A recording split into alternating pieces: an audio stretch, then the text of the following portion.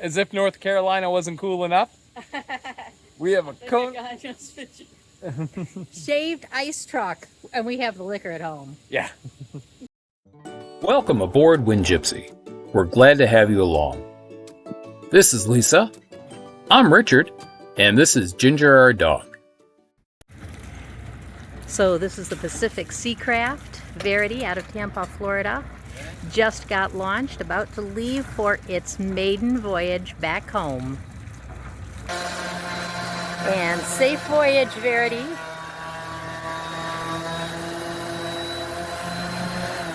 Out to the Pamlico River. Hey everybody. Debbie passed by us, no problem at all. We had winds maybe up to 30. Water levels raised about 3 feet, which made it a little tricky sometimes getting off the boat, but yeah, they went down again, so everything's good. Nothing exciting happened here. Some stuff washed up on shore, and that was it. Other than that, everything's great. We're here at McCotter's Marina in Washington, North Carolina. Probably be here for another month or so. Peace out.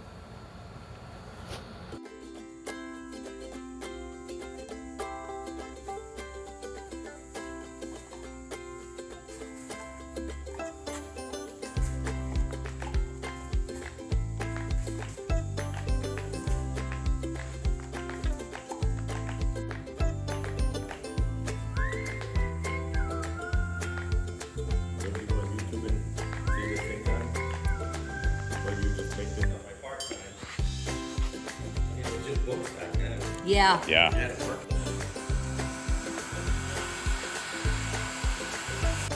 And the wondrous magic of video is going to allow us to show you about 5 minutes worth of work in 19 seconds. Turns out really pretty.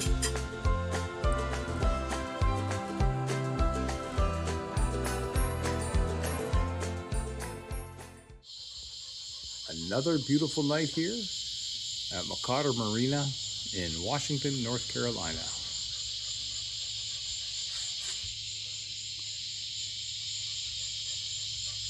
Just lovely.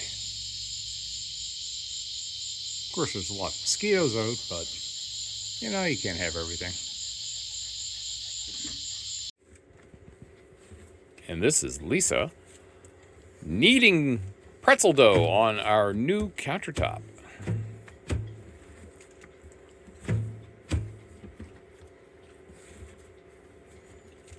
It's an insert we built to go over the sink, and it's epoxied on top. The nice people here at McCotter's Marina let us use their space in their Quonset hut, so it was A, level, and B, not blowing Pine cones and ants and giant bees. Yeah.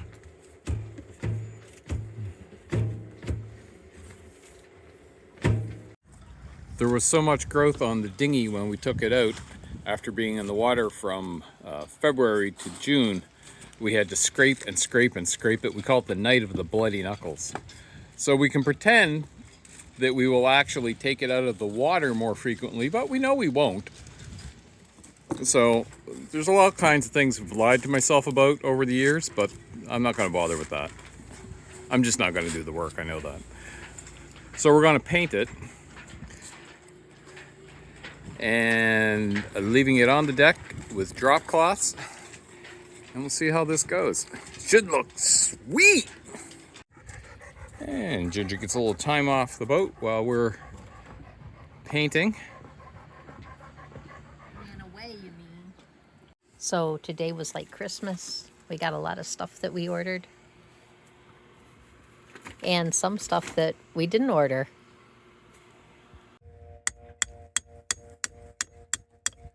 Hold your hand up. No, the dirty one. They're both dirty. This is yacht life, folks. Hopefully. Hopefully it won't meet a new rollerfurler.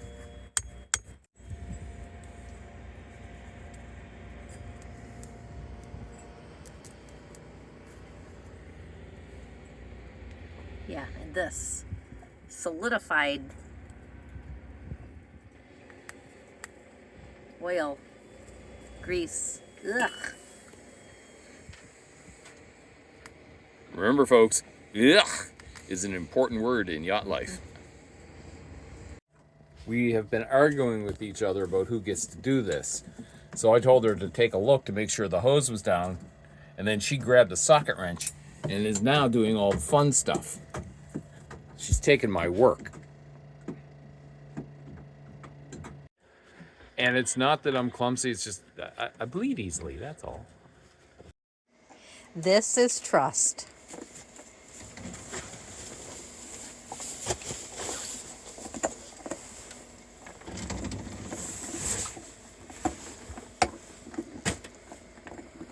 Good dog. So Richard said I had to take his picture while he was working here, putting in our new section of exhaust hose, so people would know that he actually worked, and he's working after dark, which is even more amazing. So don't let your wet exhaust pipe get like this. Here's where we tried wrapping it up with electrical tape. That actually worked, but the part over the engine was less accessible, and I could not wrap tape around it. Whoa! Like I said, don't let your wet exhaust get like this. Don't do it. So we have been working pretty hard on the boat for the last several days because the weather's been absolutely beautiful after about a month of 95 degrees plus with 95% humidity. It was absolutely miserable, and we couldn't get anything done. But the last week and a half, 2 weeks, it's been beautiful, and we've gotten a lot more done. And it's Sunday, so we decided we are going to take a vacation on our vacation. And we're going to visit Cape Hatteras National Seashore. We're not going to visit it in our boat because it is also known as the graveyard of ships. But not the graveyard of trucks. So we took the slow route to Cape Hatteras, and we passed H&L's restaurant. And they have a Sunday buffet. Whoa, baby. Stuff I don't even know. Fried chicken, Got that. turkey wing, Oh. cornbread, sweet potatoes, macaroni and cheese, ham, green beans, potato salad, and cabbage, and cake, and lemonade. I told Richard he better eat that cornbread because if he didn't, I was going to eat it for him. So I took it right off. I just put it over here. Best cornbread ever. Sorry, John. We are here at H&L Restaurant. It is associated with the ministry next door, and they are open Sunday for a special occasion, and we were lucky enough to get here and get a bit of this beautiful home cooking buffet. So that was beautiful Engelhard, North Carolina, on the historic Albemarle Highway, on our way to Cape Hatteras, the slow way. And the H&L restaurant is associated with the End Times Living Waters Ministry. Is that what it was called? Oh. Which is right next door.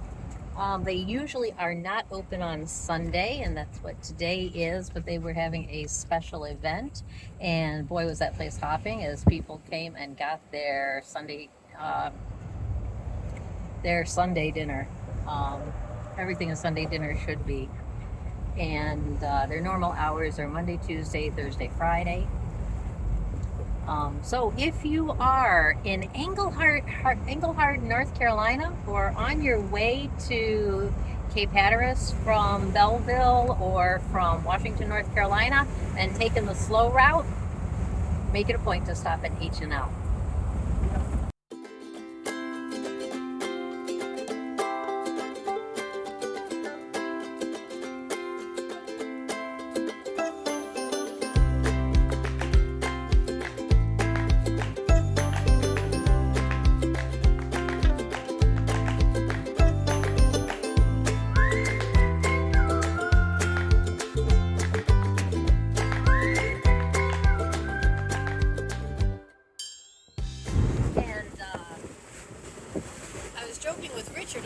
said, those must be potato fields because they had white flowers. No, this is North Carolina. That's cotton. It just hasn't been defoliated yet. And there has been an incredible drought earlier in the season, and all of the cornfields. This one actually looks pretty good. The cornfields are totally dead and dried up and being plowed under. This one is a little green, but I don't think there's any harvestable ears there. The drought was right when the corn was tasseling, and so very little actual fertilization went on.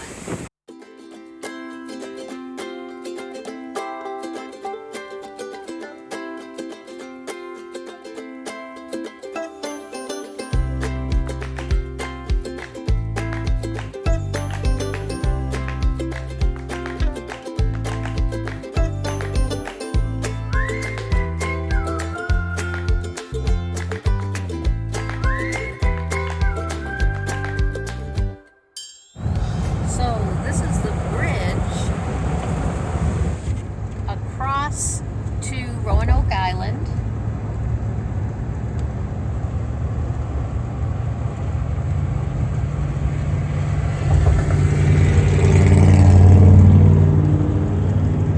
We did see a sign that said bridge closed, but it certainly looks like the bridge is open.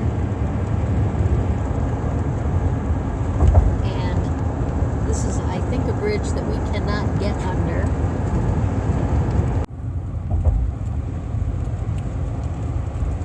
So here's the high part of the bridge. Well, like I said, it's not high enough for us to get under, I don't believe.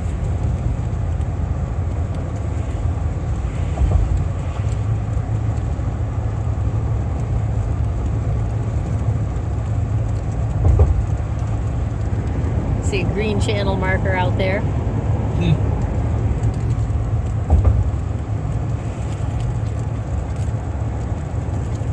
About that so much right now. And there is Roanoke Island. Look at these gigantic seagulls. And we have just driven across Roanoke Island and are crossing the sound to the other side of the sound to the outer banks and Cape Hatteras. And I think this bridge we can get under. There's a red channel marker out there.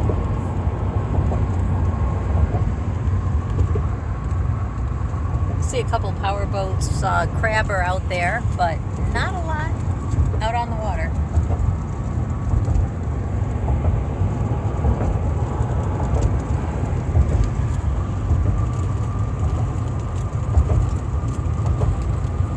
So we're going to take a left and go up the Cape here and take a look at Kitty Hawk and Kill Devil Hills. And this is the historic town of Nag's Head. So this is the Bodie Lighthouse on Hatteras at the Oregon Inlet, and what really struck me is how the lighthouse keeper's house here and the lighthouse itself look almost identical to the lighthouse and some of the outbuildings, and the lighthouse keeper's house looks almost identical to the lighthouse at St. Augustine. So we already climbed the lighthouse at St. Augustine, so I don't know if we're going to go for that same thrill. Oh, St. Augustine did not have air conditioning. I guess this is their cistern.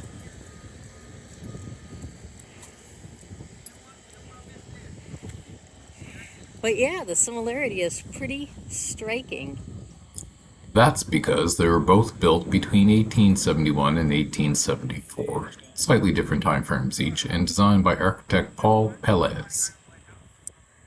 So this is the Bodie Island, Oregon Inlet Lighthouse, and it is exactly the same as the lighthouse at St. Augustine. Exactly. This is the little foyer to the lighthouse. This is the entrance. This is the foyer on the other side, the oil room where they stored the barrels of lamp oil.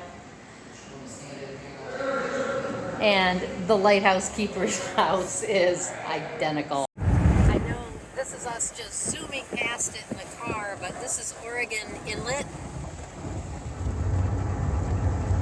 And there's a marked channel out there, but There's a center console just this side of the shallow water. oh yeah, there it is.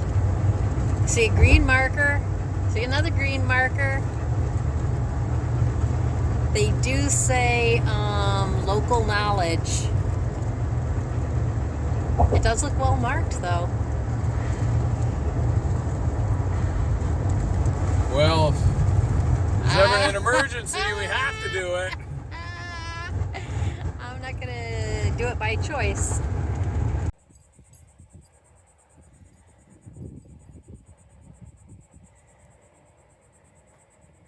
Hi, Mom.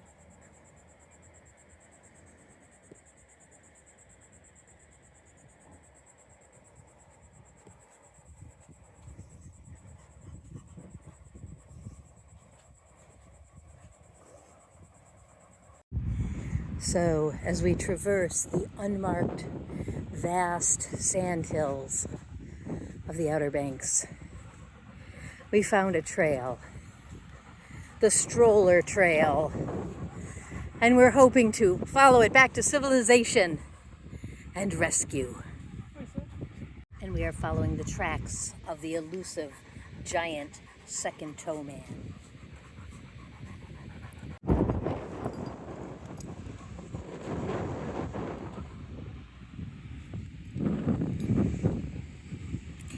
Okay, so this is exactly what I thought the Outer Banks would look like. I never imagined there would be forested areas with longleaf pines and magnolias. I thought it would all be sand dunes, ocean on one side, sound on the other, maybe some salt marsh. And there certainly is enough of that, but it was really surprising to see so many forested areas. Seriously though, we did have to follow the stroller tracks to get around the protected ground nesting bird colony over here.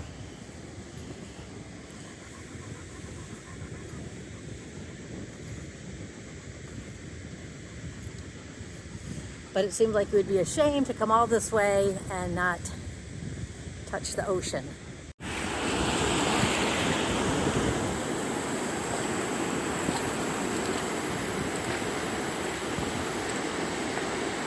I think Ginger's enjoying getting her feet cool.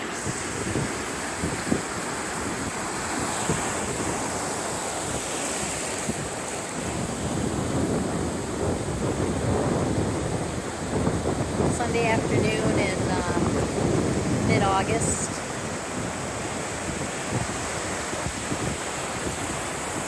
And we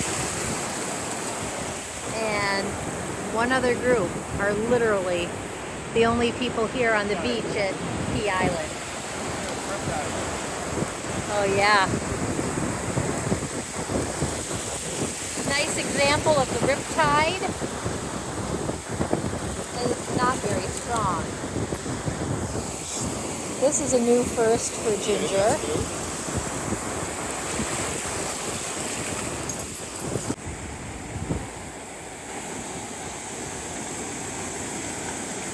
So this is the dog that at Cape May ran away from the surf.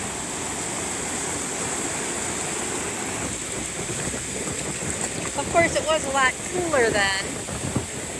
Yes, I guess you learned how to get cool. So this is sort of cool. This is the Alligator River drawbridge that we went under coming down last fall.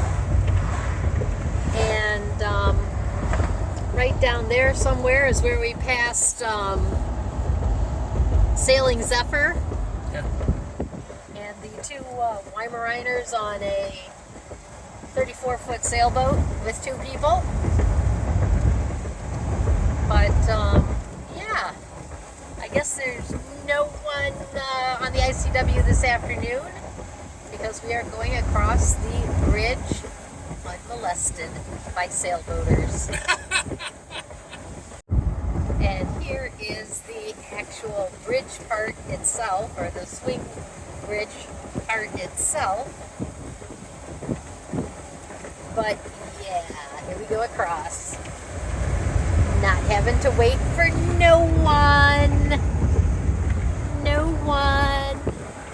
Although when we were at the National Lakeshore, they did have a picture of an 800-pound alligator that had been run over by a car and killed near the Alligator River Wildlife Preserve.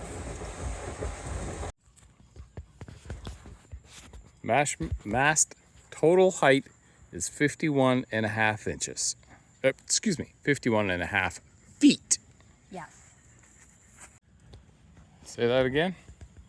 Bottom of the mast to the cabin top, 6 feet 10.5 inches, 82.5 inches. The distance from the cabin top to the middle of the spritter holes is 22 feet 1.5 inches. 22 feet 1.5 inches. What you doing, Lisa? I am working way too hard in the hot sun, sweating all the fluids out of my body. Okay, we're in North Carolina and all the locals have gone in. We don't have any shade here, but we want to get this mast job done. It's okay though, because Ginger's in the shade. So these are the masthead sheaves of our S211A. It's 43 years old, and we think these are probably the original sheaves. This is a Great Lakes boat, and the previous owner took the mast down every season for storage, so he was able to inspect these and clean them, lubricate them. If you want to learn a lot, and I mean a lot, about sheaves, not just for S211s, but how to select them and how to know if it is the correct size for the line that you're using, click on the link above. Woohoo! We finally got our rigging. So Richard is doing the grand opening here. Dun dun dun dun. Dun dun dun dun dun dun dun dun.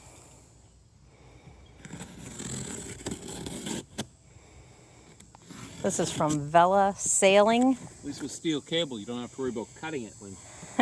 Yeah.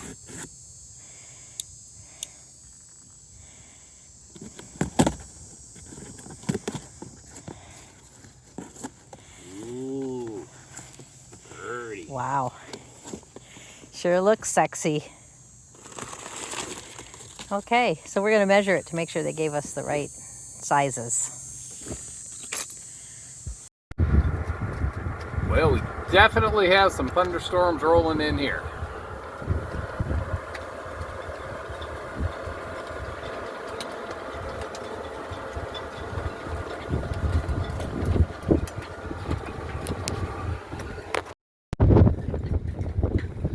Bluish skies over that way, but when you turn around, oh, she's mighty dark.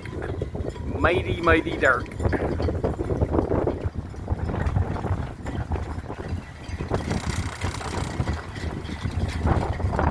Break the temperature anyway. So in cruising life, sometimes you have to go to different places to get a decent internet connection. And this is not the weirdest place that we've ever been to get a decent internet connection. So, Richard and I decided we needed lazyjacks because we're lazy. Seriously, anything that helps the sail come down neatly on top of the boom is greatly appreciated, especially when you're short-handed, and it's usually just the two of us. In fact, it's almost always been just the two of us. We have a very difficult time inducing other people to go sailing with us. I don't know if that's because of how we sail or just the people, our friends and family, are not very interested in sailing. But I'm not going to take it personally. Well, I don't know, Lisa. It sounds like you're taking it pretty damn personally to me. This is a great tutorial on how to do lazy jacks, and if you want to see the whole 26-minute video, click on this link above. The chirping is from a pair of bald eagles that just flew on the other side of that copse of trees. I've never heard bald eagles chirp before. Here goes one of them.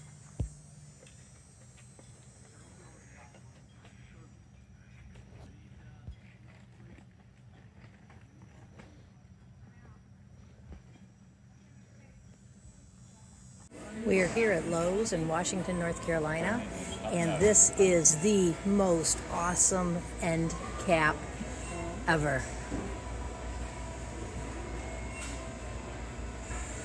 It has kaleidoscopes, it has dinosaur hand puppets, it has giant rubber pinky balls, and what's the other thing that was cool? Oh, harmonicas, and whoopee cushion.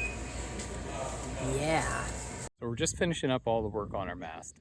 We had taken it down, rewired it, put all new rigging on it. Rigging is the cable that holds the mast up, and we have to cover up these holes. So this little notch here is what the cable goes in, which is called a shroud, like that. Now a plate goes over there. We lost the plate because, well, it's small pieces, and you know, that's what happened. So we started with an angle iron, cut that in half, and then hand filed it down so the corners around it, so it'll go over it like that, and it won't tear our sail, and we won't have to spend $380 to have a sail repaired again. It takes a little while to file down the stainless steel, but every time I just move that file, I think $380. So here is our Hood Mark II rollerfurler, the drum part, and we have totally replaced every moving part. And if you want to see a tutorial on how to do a total refurbishment on your hood roller furler, you got it. Check the link up here. Check it anyway. If you're doing a roller furler, maybe it'll give you some good ideas. Or maybe you'll say, why did they do that? So frequently, as we've been working on the mast, Ginger will find a nice shaded spot on the cool parking lot to lay down. She lays down in the grass too, but she likes the cool ground. So these are the Teflon bearings that go on our forestay before you put the roller furler foil over the forestay. Want to see how we refurbished our 30-year-old forestay? You got it. Check the link up on the top. Okay, the only excuse for not taking apart and cleaning your winches is because you've never done it before and you're nervous that you won't be able to get it back together. That's why we're videotaping this. Sure, we'll get that winch all put back together. Sail life, right? So there's these little plastic bearings that keep the spindle inside from rubbing on the casing, and they were both in place, and I decided I needed a little more winch grease on this spindle here before I put these roller bearings on. And I was going plop, plop, plop, plop, plop, and plop. I caused the plastic piece to fly out over the side of the boat and into the water. So now we only have one. Good thing there's a part number on it. Yeah, a part number might help if Lumar still has a source, or if there's still a source for these old Lumar parts. There's a 40-year-old winch. You know, I got a brother-in-law. I just found out he's got a 3D printer. Yeah. Another beautiful morning here in Washington, North Carolina. A little cooler in the morning, so you get a bit of a haze. That's always kind of cool. Makes the deck wet, but that's okay. Noticed in the past 2 weeks, we're getting more seagulls around here. I'm guessing they're following the fish. Don't know anything about fish, but I guess the fish are coming up here. You can see if you look down the other side, it's sunnier.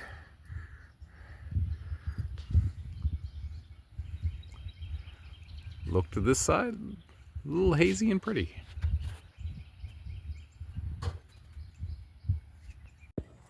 Our mast is just about ready to go up. We got the last part should be coming tomorrow, so we get put together and take off. We'll take the truck back to Michigan next weekend, and one-day car rentals are being reasonable again, so it shouldn't be too bad. Lisa's just doing a little bit of epoxy work on the tailgate. But yeah, been a long stay, and this has been a gorgeous, as you can see, simply gorgeous place to stay. It's been really hot some days, but that's okay. We've dealt with that. The people here are just so incredibly kind and helpful. Just nice folks. This is a great marina to stay at. So we didn't buy a boat to stay in one place. We bought a boat to move around. We live on the boat, but our purpose is go different places, see different things, and meet new people. And we have met a lot of really great people here and all over the United States. And some parts of Canada. Go Pele Island. We don't usually get to cook pizza from scratch on the boat, but since we're at shore, we can use our Vortex oven. Ooh. And the result is beautiful homemade pizza. Okay, this is our road trip selfie. We actually started yesterday, but Lisa's not here because she's way in the back of the third seat with Ginger. You see Ginger over there? Who gets to lay down. She's got a big seat all by herself, but she doesn't want to be all by herself, so Lisa's sitting with her. I'm so lonely. In your monster truck. Yeah, this is really cool, this Jeep Grand Wagoneer. Now we're leaving McCarter's Marina here in Washington. That was our slip. That was the other S2 we were beside. Beautiful morning for this. We couldn't ask for a nicer morning. Doesn't really matter, there's no wind because we haven't got our sails up yet. Ginger's kind of excited. All in all, it's going to be a good day.